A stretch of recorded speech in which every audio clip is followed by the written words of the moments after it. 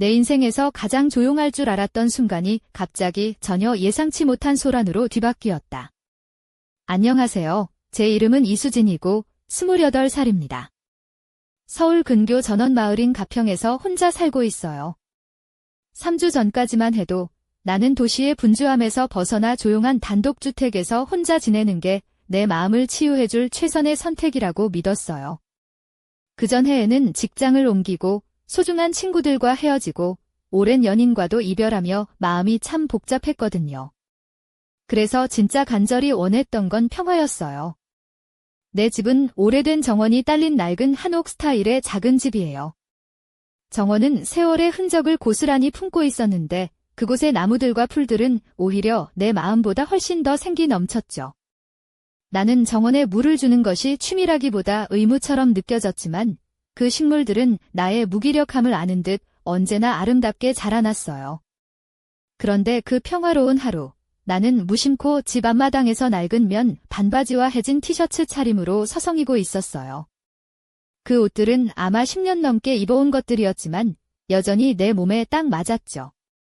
그때 집 뒤편 담벼락 너머에서 이상한 소리가 들렸어요. 맨발로 작은 돌멩이를 발가락으로 굴리던 나는 고개를 들어 담 너머를 보았죠. 그곳에선 회색빛 눈동자가 햇살의 은빛으로 빛나며 나를 호기심 어린 눈빛으로 지켜보고 있었어요. 그의 이름은 박준호, 몇 주 전 비 오는 토요일에 옆집으로 이사온 남자였어요. 그동안 한두 번 인사만 나누었는데 늘 피곤해 보였지만 슬프거나 지친 인상은 아니었어요. 삶의 무게를 묵묵히 견디는 사람처럼 보였죠. 그날 담벼락 너머에서는 평소와 다르게 준호가 나를 뚫어지게 바라보고 있었어요. 실례합니다. 그가 낮고 부드러운 목소리로 말했어요. 혹시 저기 레몬 나무가지 좀 꺾어도 될까요? 목감기 때문에 차를 만들려고 해서요. 나는 살짝 당황했지만 곧 미소를 지으며 대답했어요. 물론이죠. 얼마든지 가져가세요. 사실 저도 그걸 많이 쓰진 않거든요. 그렇게 준호와 나의 이야기는 시작되었어요. 평화롭고 조용할 거라 믿었던 내 일상에 예상치 못한 소란이 찾아왔지만 그 소란은 이상하게도 내 마음 깊은 곳에 작은 불꽃을 피우기 시작했답니다. 그날 이후로 준호와 나는 매일 저녁이 되면 자연스럽게 담벼락 근처에서 마주쳤어요. 약속한 적도 없고 정해진 시간도 없었지만 해가 지면서 서늘해지는 공기에 맞춰 그가 나타나는 것이 일상이 되었죠. 그의 눈빛은 매번 나를 향해 있었고 나는 어느새 그 눈빛을 기대하게 되었어요. 준호는 매일 조금씩 내 정원에 자라는 레몬을 살펴보며 때론 나무 아래서 조용히 생각에 잠기기도 했어요. 나는 그런 그의 모습을 멀리서 지켜보며 그가 가진 묘한 평온함에 끌렸죠. 비록 말은 많지 않았지만 그의 존재가 내 일상에 신선한 바람을 불어넣었어요. 그 바람은 내 마음속 깊은 곳에 숨겨진 고요한 갈망을 살짝 건드렸죠. 어느 날 오후, 나는 낡은 나무 사다리에 올라 담벼락 너머로 자란 레몬가지에서 가장 탐스러운 과일들을 조심스레 따서 그에게 건넸어요. 그의 손이 조심스럽게 레몬을 받는 모습이 어쩐지 마치 보석을 다루는 것처럼 느껴졌죠. 그는 고마운 듯이 살짝 미소 지으며 과일 고르는 솜씨가 보통이 아니네요 라고 말했어요. 나는 웃으며 저는 과일을 잘 먹지는 않지만 예쁜 과일 보는 걸 좋아해요 라고 답했죠. 그는 조용히 나도 아름다운 걸 보는 걸 좋아해요 라고 했어요. 그 순간 그의 눈동자에 장난기 어린 빛이 반짝였고 갑자기 내 작은 마당이 더 이상 외롭지 않게 느껴졌어요. 내가 갈망했던 고요함은 이제 그 다정한 순간의 소리와 함께 새로운 의미를 가지게 되었답니다. 며칠 뒤 해가 저물 무렵 나는 담벼락 너머에서 칼로 레몬 껍질을 자르는 딱딱한 소리를 들었어요. 고개를 들자 준호가 담벼락에 기대어 정교한 손놀림으로 레몬을 자르고 있더군요. 그는 껍질을 벗긴 레몬 조각을 입에 넣고는 씁쓸한 표정을 지었어요. 정말 많이 시겠네요. 내가 웃으며 말했어요. 그는 조용히 웃으면서 조금요. 하지만 비타민이 많아서 좋아요 라고 대답했죠. 나는 팔짱을 끼고 비타민이 혀를 마비시키진 않잖아요 라고 장난스럽게 반박했어요. 그는 시적인 듯한 말투로 세상에 좋은 것이 항상 좋은 맛은 아니에요 라고 말했죠. 그날 우리는 레몬의 쓴맛과 인생의 쓴맛 사이에서 묘한 공감대를 형성했어요. 그리고 그 순간부터 그의 존재가 내 삶에 어떤 특별한 의미로 자리 잡기 시작했답니다. 그 다음 날 나는 담벼락 너머로 내민 준호의 손에 레몬 반쪽을 받았다. 한 입 먹어봐도 돼. 내가 장난스레 물었더니 그는 잠시 나를 바라보다가 고개를 끄덕이며 조심스럽게 레몬 조각을 내밀었다. 근데 표정은 안 찡그릴 거라 약속해야 해. 그의 말에 나는 웃음이 터지고 말았다. 약속은 못해. 레몬을 입에 문 순간 혀끝에 전해지는 강렬한 신맛에 거의 눈물이 날 뻔했다. 세상에, 이건 독이야. 나는 웃으면서 얼굴을 찡그렸다. 준호는 깊고 드문 웃음을 터뜨리며 그 소리가 조용한 마당 전체에 울려 퍼졌다. 살아남았네, 그가 말했다. 간신히 나는 레몬 껍질을 정원에 던지며 답했다. 그날 우리는 레몬에 얽힌 이야기들을 나누기 시작했다. 준호는 예전에 바텐더로 일했던 경험을 털어놓았다.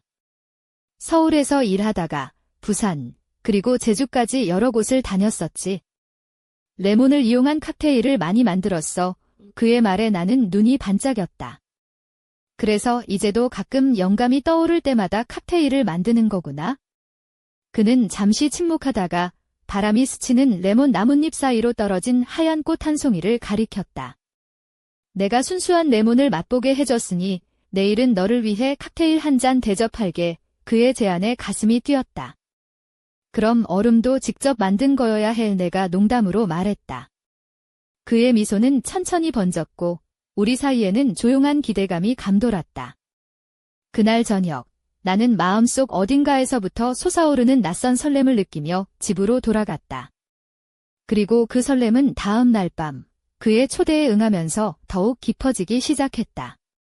그렇게 내 평화로운 일상은 작은 레몬 하나로부터 시작된 예상치 못한 이야기로 천천히 물들어가고 있었다.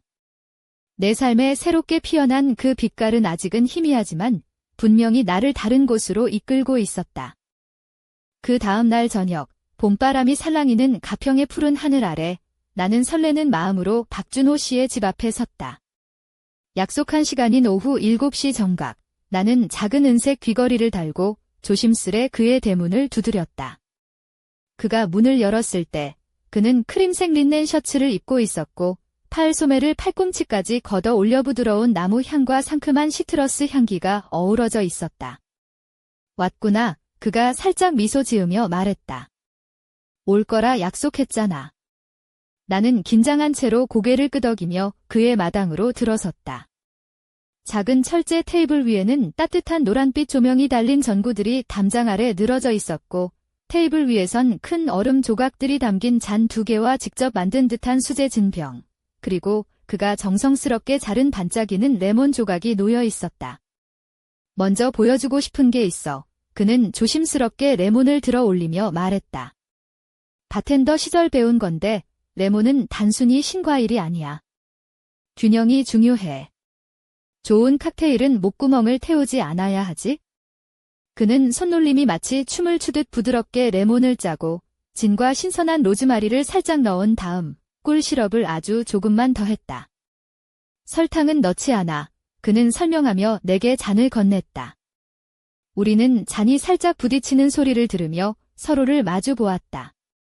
그 순간 나는 마치 세상의 중심에 서 있는 듯한 기분이 들었다.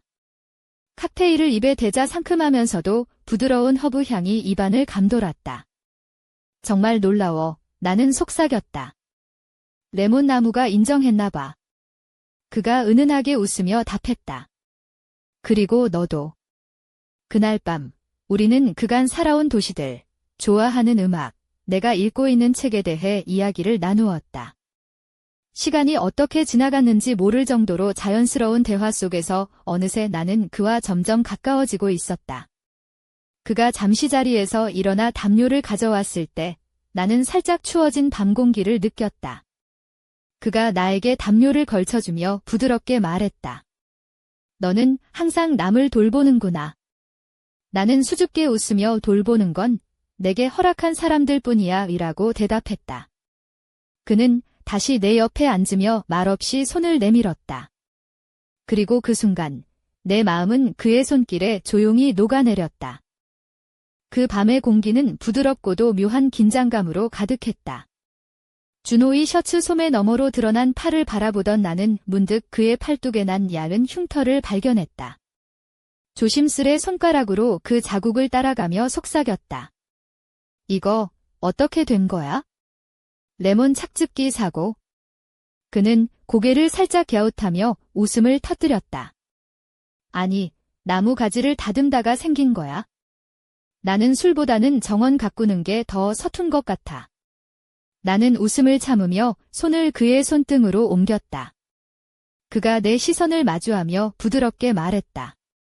그러고 보니 너는 진짜로 과일은 잘 안 먹는구나.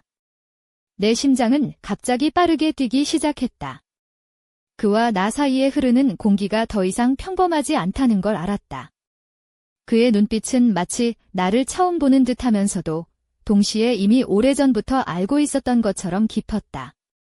그가 천천히 내게 다가왔다. 나는 몸을 뒤로 빼지 않고 오히려 그에게 조금 더 다가갔다. 우리의 입술이 맞닿는 순간 세상은 잠시 모든 소리를 잃었다. 그 키스는 레몬의 신맛과 꿀의 달콤함, 그리고 무언가 약속하는 듯한 따뜻함이 섞여 있었다. 이제 들어가야겠어? 벌써 날이 쌀쌀해졌네. 그가 낮게 말했다. 나는 고개를 끄덕이며 그를 따라 집 안으로 들어갔다. 준호의 집은 따뜻하고 아늑했다. 공간 곳곳에 세심하게 놓인 소품들이 그의 섬세한 성격을 보여주는 듯했다. 그는 내 손을 잡고 천천히 거실로 안내했다. 여기서는 천천히 해도 돼. 그의 말에 나는 마음이 놓였다. 그는 나를 조급하게 밀어붙이지 않고 마치 나를 보호하는 듯 내 등을 살짝 감싸며 함께 앉았다. 잠시 후 그는 나를 부드럽게 안았다. 그 포옹은 서두르지 않고 조용히 내가 여기 있다고 말하는 듯했다. 내 심장은 느리지만 확실하게 진동했고 우리는 다시 입맞춤을 나누었다. 이번에는 망설임 없이 서로에게 깊이 빠져드는 듯했다. 그 순간 나는 우리가 서로에게 얼마나 소중한 존재인지, 그리고 이제부터 시작될 이야기가 얼마나 특별할지 알 것만 같았다. 그날 밤, 시간은 우리 둘만의 공간에서 멈춘 듯했고 나는 그 따뜻함 속에서 조금씩 나 자신을 열기 시작했다. 그날 밤의 감정은 내 마음 깊숙이 강렬하게 남았다. 준호와의 첫 키스, 그리고 그 따뜻한 포옹은 내가 오랫동안 잃어버렸던 무언가를 깨우는 듯했다. 하지만 동시에 나는 왜 이렇게 갑작스러운 감정의 소용돌이에 휩싸였는지, 그리고 앞으로 어떻게 해야 할지 혼란스러웠다. 내가 혼자 살던 조용한 집, 그곳에서 나만의 시간을 보내며 마음을 추스르는 게 목표였는데 어느새 낯선 남자의 존재가 내 일상에 스며들어 내 평화를 흔들고 있었다. 그 순간 이 모든 게 정말 좋은 일일까 하는 생각이 머리를 스쳤다. 만약 이 감정이 상처로 이어진다면? 아니면 내가 원하는 안정과는 너무 멀어지는 건 아닐까? 하지만 동시에 준호가 내게 보여준 배려와 진심은 쉽게 잊히지 않았다. 그의 말투, 눈빛, 그리고 무엇보다 그의 조용한 존재감은 나에게 따뜻한 위안을 주었다. 마치 오래된 친구처럼, 혹은 오랜 시간 찾아 헤매던 누군가처럼 느껴졌다. 그날 밤 나는 혼자 생각했다. 이 상황에서 내가 할 수 있는 최선은 무엇일까? 그리고 문득 어쩌면 이 만남이 내 삶에 꼭 필요한 변화일지도 모른다는 희망도 품게 되었다. 하지만 그때 문득 떠오른 한 가지 의문이 내 마음을 다시 한번 뒤흔들었다. 준호는 과연 어떤 사람일까? 그의 과거는? 왜 하필 나에게 다가왔을까? 그가 내게 보여준 따뜻함 뒤에 숨겨진 이야기가 무엇인지 나는 아직 몰랐다. 이 모든 감정의 소용돌이 속에서 나는 한 가지 사실만은 분명히 알았다. 이 이야기는 아직 끝나지 않았다는 것, 그리고 앞으로 어떤 일이 펼쳐질지 나도 아직 알 수 없다는 것. 그래서 나는 오늘도 그가 건넨 레몬처럼 쓴맛과 달콤함이 공존하는 이 새로운 감정의 세계를 조심스럽게 받아들이기로 마음먹었다. 내 삶에 찾아온 이 낯선 소란 속에서 나는 조금씩 나 자신을 발견해 나가고 있었다. 며칠이 지나고 나는 여전히 준호와의 만남이 꿈만 같다는 생각에 잠겨 있었다. 그런데 어느 날 오후, 마당에서 정원을 가꾸던 중 뜻밖의 광경을 목격했다. 담벼락 너머 준호의 집 창문에 낯선 여자가 서 있었다. 그녀는 긴 검은 머리를 단정히 묶고 있었고 그 눈빛에는 어딘가 차가운 기운이 감돌았다. 나는 순간 숨을 멈췄다. 그 여자는 준호와 말없이 눈을 맞추고 있었고 분위기는 묘하게 무거웠다. 그 모습은 준호가 평소 보여주던 부드럽고 차분한 모습과는 전혀 달랐다. 그 낯선 여자는 준호를 바라보면서도 마치 무언가를 기다리는 듯 보였다. 내 마음은 뒤틀렸다. 그는 과연 어떤 사람일까? 이 여자는 누구지? 혼란과 불안이 밀려왔다. 그동안 내게 보여준 따뜻함과는 다른 그림자가 드리워진 듯한 느낌이었다. 그날 저녁, 나는 준호에게 조심스레 물었다. 저기, 그 여자분은 누구예요? 그는 잠시 말을 멈추더니 깊은 한숨을 내쉬었다. 그녀는 내 옛 여자친구였어. 오랜 시간 함께했지만 결국 헤어졌지? 아직 정리되지 않은 감정들이 남아있어서 가끔 마주칠 때마다 마음이 복잡해. 나는 그의 말을 들으며 복잡한 감정을 억누르려 애썼다. 그동안 쌓아온 신뢰가 흔들리는 듯했고 마음 한구석에는 시기와 질투가 스멀스멀 피어올랐다. 하지만 동시에 나는 그가 과거의 그림자를 이겨낼 수 있길 바랐다. 그날 이후 준호와 나 사이에는 미묘한 긴장감이 감돌기 시작했다. 그는 더 조심스러워졌고 나는 그의 마음을 이해하려 애썼다. 하지만 이 미묘한 변화가 우리 사이에 어떤 파장을 일으킬지 나도 예상할 수 없었다. 내가 원했던 건 단순한 평화였지만 현실은 그보다 훨씬 복잡했다. 그리고 이 복잡함 속에서 나는 점점 더 깊은 질문에 직면하고 있었다. 과연 우리는 함께할 수 있을까? 그의 과거는 나에게 어떤 의미일까? 이 이야기는 이제 막 새로운 국면에 접어들었고 나는 그 해답을 찾기 위해 더 깊은 마음의 여정을 시작해야 했다. 며칠 후, 그 낯선 여자의 존재는 점점 더 내 마음을 무겁게 짓눌렀다. 어느 오후, 우연히 준호가 마당에서 그녀와 짧게 대화를 나누는 걸 보게 되었다. 두 사람의 말투는 겉으로는 차분했지만 그 속엔 미묘한 긴장감이 흐르고 있었다. 그녀는 조용히 준호에게 무언가를 건넸고 그가 그것을 받아들였을 때 내 가슴은 뜨끔했다. 그 순간 나는 그들이 나누는 대화가 단순한 과거 인연 이상의 무언가임을 직감했다. 눈앞에서 벌어지는 상황이 믿기 어려웠고 마음 한쪽이 무너져 내리는 듯했다. 집으로 돌아와 나는 준호에게 직접 물었다. 그 여자분, 우리 사이에 무슨 의미가 있는 거죠? 그의 얼굴은 어두워졌고 잠시 침묵이 흘렀다. 사실 그 여자와는 아직 해결하지 못한 문제가 있어. 그녀가 내게 빚진 게 있어서 그것 때문에 계속 연락하고 있어. 준호의 목소리는 무거웠다. 나는 그 말을 듣고 복잡한 감정에 휩싸였다. 믿고 싶었지만 마음 한켠에서는 불안과 질투가 쉽게 가라앉지 않았다. 그동안 쌓아온 우리 사이의 신뢰가 금이 가는 순간이었다. 하지만 동시에 나는 그가 숨긴 진실을 알게 되면서도 그를 이해하고 싶었다. 우리가 앞으로 나아가려면 이 과거의 그림자를 마주해야 한다는 걸 깨달았다. 그날 밤, 나는 침대에 누워 천장을 바라보며 생각했다. 이 상황을 어떻게 넘길 수 있을까? 진심으로 서로를 받아들일 준비가 되어 있는 걸까? 내 마음은 갈피를 잡지 못한 채 그와 나 사이에 놓인 보이지 않는 벽을 느꼈다. 하지만 그 벽 너머에는 여전히 희미한 빛이 있었다. 나는 그 빛을 따라가고 싶었다. 이제 우리의 이야기는 더욱 깊고 복잡한 진실을 향해 나아가고 있었다.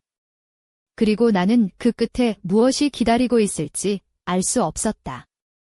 그날 이후 내 마음속에 들어선 불안과 의심은 점점 커져만 갔다.